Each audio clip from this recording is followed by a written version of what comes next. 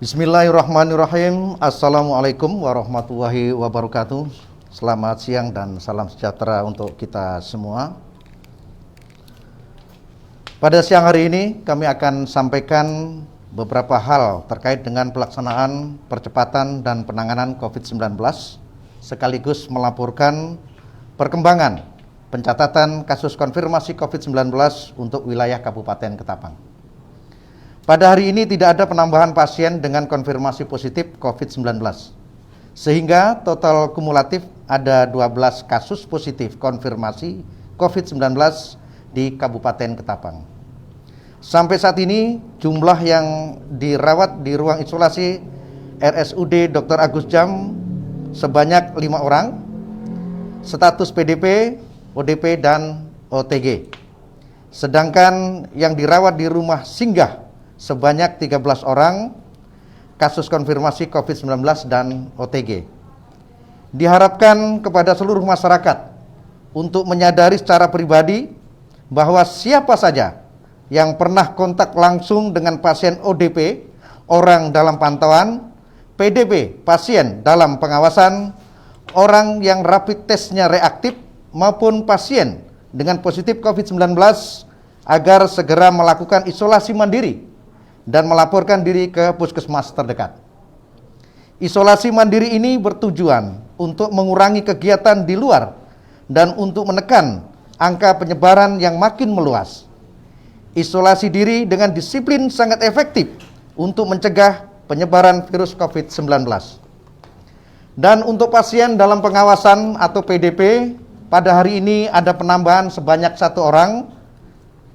1 orang PDP di karantina rumah. Hari ini ada PDP yang selesai masa pengawasan berjumlah 6 orang. Sehingga total PDP sampai dengan hari ini berjumlah 61 orang, yaitu dengan jenis kelamin laki-laki berjumlah 32 orang dan dengan jenis kelamin perempuan berjumlah 29 orang, tersebar di 12 kecamatan antara lain: 1. Kecamatan Delta Pawan 26 orang, 2. Kecamatan Nangatayap 5 orang, 3. Kecamatan Benua Kayung 5 orang, 4. Kecamatan Sungai Melayu Raya 3 orang, 5. Kecamatan Air Upas 3 orang, 6. Kecamatan Manis Mata 4 orang, 1 orang menolak RDT, 7. Kecamatan Marau 2 orang, kemudian 8. Kecamatan Sandai 4 orang, 9. Kecamatan Tumbang Titi 6 orang, 10. Kecamatan Simpang Hulu 1 orang, 11. Kecamatan Sungai Laur 1 orang, 12. Kecamatan Matan Hilir Selatan 1 orang. Kemudian telah bertambah ODP berjumlah 24 orang. 24 ODP di karantina di rumah. ODP dengan status melewati masa pemantauan berjumlah 358 orang. Sehingga total ODP sampai dengan hari ini berjumlah 1.193 orang. Yaitu dengan jenis kelamin laki-laki berjumlah 695 orang dan dengan jenis kelamin perempuan berjumlah 498 orang. Tersebar di 20 kecamatan, 147 desa kelurahan.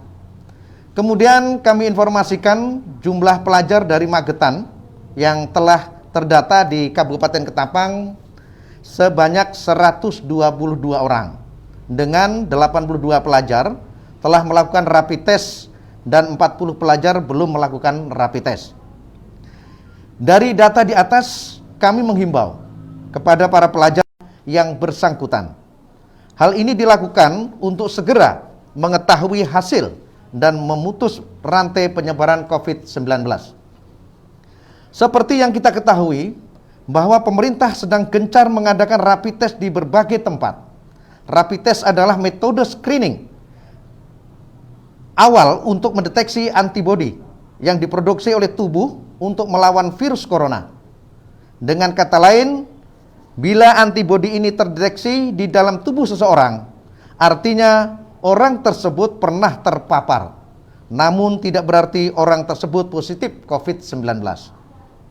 Rapid test hanyalah sebagai pemeriksaan screening atau pemeriksaan penyaring, bukan mendiagnosa infeksi virus corona atau COVID-19.